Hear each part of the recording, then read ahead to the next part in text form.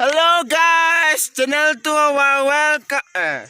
Hello channel, welcome to my Hello guys, welcome to our channel. இந்த கம்பாசிட்டிங் fundamental சீரீஸ்ல அடுத்து இந்த வீடியோல நம்ம பார்க்க போற டாபிக் பெர்ஸ்பெக்டிவ். இந்த சீரீஸ்ல லாஸ்டா நம்ம பார்க்க போற பெர்ஸ்பெக்டிவ் அண்ட் லைட்டிங் தான் ஒரு ஷாட்ல தப்பா இருந்தா கண்டுபிடிக்கிறதுக்கு அஸ் அ பிகினரா கொஞ்சம் கஷ்டமா இருக்கும். ஆனா நீங்க போக போக அதை ஈஸியாவே அண்டர்ஸ்டாண்ட் பண்ணிப்பீங்க.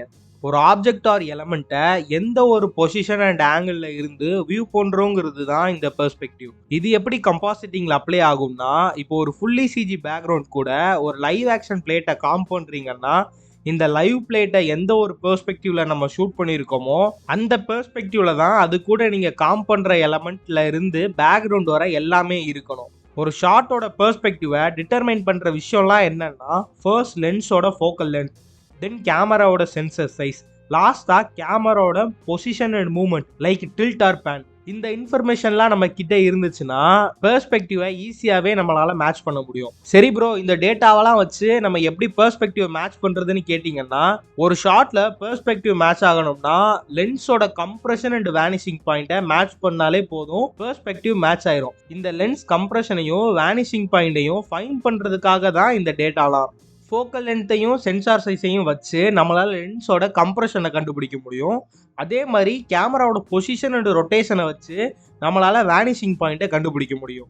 இப்போ ஒரு கேரக்டர் ஆர் ஆப்ஜெக்டை மல்டிபிள் லென்சஸ் யூஸ் பண்ணி ஷூட் பண்ணோம்னா அது ஒயிட் லென்சஸை கம்பேர் பண்ணுறப்போ டெலி லென்சஸில் கம்ப்ரஷன் அதிகமாக இருக்கும். இந்த கம்ப்ரஷனையும் லென்ஸ் டிஸ்டார்ஷனையும் குழப்பிக்காதீங்க, ரெண்டுமே வேற வேற.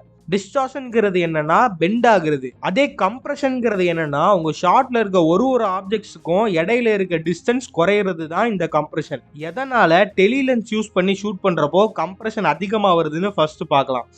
இந்த ரெண்டு ஷாட்டையும் பாருங்க, இதை பார்த்தாலே தெரியும் 20mm யூஸ் பண்ணி எடுத்த ஷாட்டுக்கும் 200mm யூஸ் பண்ணி எடுத்த ஷாட்டுக்கும் கம்ப்ரஷன் டிஃபரன்ஸ் ரொம்ப அதிகமாக இருக்கும். இந்த கம்ப்ரஷன் டிஃபரன்ஸ் அவங்க யூஸ் பண்ணியிருக்க லென்ஸோட ஃபோக்கல் லென்த்னால வர்றது கிடையாது, அவங்க கேமராவை வச்சு எடுக்கிற பொசிஷன்னால தான் வரும். இப்போ ஒரு ஒயிட் லென்ஸ் யூஸ் பண்ணி ஷாட் எடுக்கிறோம்னா அதில் இருக்க கேரக்டரை ஃபோக்கஸ் பண்ணி ஒரு ஃப்ரேம் வச்சுருப்போம். அதே ஃப்ரேமை நம்ம டெலி லென்ஸில் மேட்ச் பண்ணணும்னா கேமராவோட பொசிஷனை மாற்றி தான் ஆகணும். லைக் இப்போ ஒரு ஒயிட் லென்ஸ் யூஸ் பண்ணி கேரக்டரை ஃப்ரேம் பண்ணுறோம்னா அதே ஃப்ரேமை டெலி லென்ஸில் கொண்டு வர்றதுக்காக கேமராவை 3 to 4 டைம்ஸ் அதிகமாக பின்னாடி மூவ் பண்ணுற மாதிரி இருக்கும். இந்த மாதிரி மூவ் பண்ணுறதுனால கம்ப்ரெஷன் அதிகமாகுது.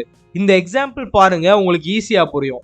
இந்த ரெண்டு ஷாட்டுமே சேம் கேமராவை சேம் லொக்கேஷனில் வச்சு ரெண்டர் பண்ணது தான். ஆனால் ஒரு ஷாட் 20mm லென்ஸ் யூஸ் பண்ணது, அனதர் ஒன் 200mm யூஸ் பண்ணது.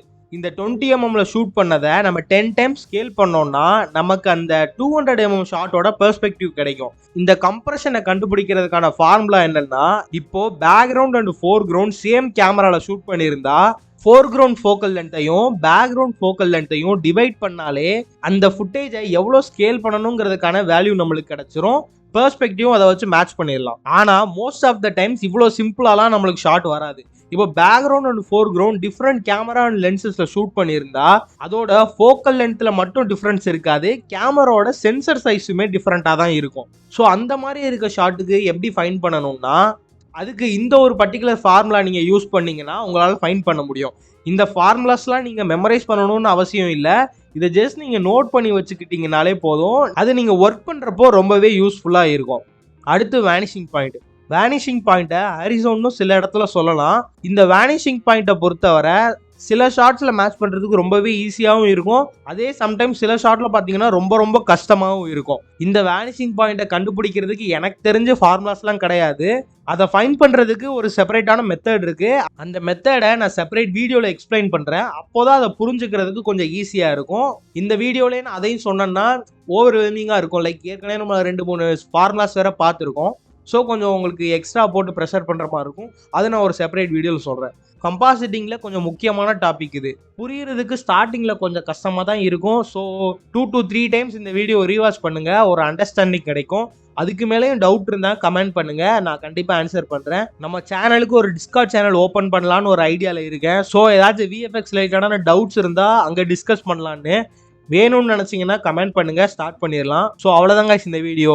வேறு ஏதாச்சும் ஒரு டாப்பிக்கில் உங்களுக்கு டவுட் இருந்தாவோ இல்லை அதை பற்றி நீங்கள் வீடியோ பண்ணணும்னு நினச்சிங்கனாலும் மறக்காமல் கமெண்ட் பண்ணுங்கள், அதை பற்றி நான் ஒரு வீடியோ பண்ணுறேன். அடுத்த வீடியோவில் பார்க்கலாம். Please like, share and subscribe my video guys.